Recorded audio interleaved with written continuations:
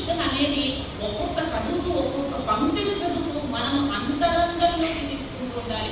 స్వామి నాలో ఈ నెగిటివ్ ఆలోచన వస్తుంది, ఈ యొక్క దుర్మార్గమైనటువంటి ఆలోచన నాలోనే వస్తూ ఉంది, వీటిని అన్నిటినీ కూడా ఈ రాక్షసుడు ఈ కోపంగా చూస్తున్నాను, నేను ఉగ్రదర్శనుడిని అయిపోతున్నాను, నేను కుటిలాక్షుడిని అయిపోతున్నాను. కుటిలాక్షుడు ఒక రాక్షసుడు పేరు. అంటే ఏదైనా కూడా వక్రంగానే ఆలోచిస్తాడనమాట. కుటిల బుద్ధే ఉంటుంది. కొంతమందిని మన ఇళ్లలోనే చూస్తుంటాం, మనం కూడా ఒక్కొక్కప్పుడు అలాగే చేస్తుంటాం. పాపం వాళ్ళు ఏదో మంచిగానే చెప్పినా కూడా మనకు తప్పుగా అర్థమవుతుంది. మార్కండేయుడు ఎప్పుడో ధర్మరాజుని చెప్పాడండి, కలిలో ముఖ్య లక్షణం ఏమిటంటే ఏది చెప్పామో ఖచ్చితంగా దాన్ని వక్రంగా అర్థం చేసుకుంటారు అన్నమాట.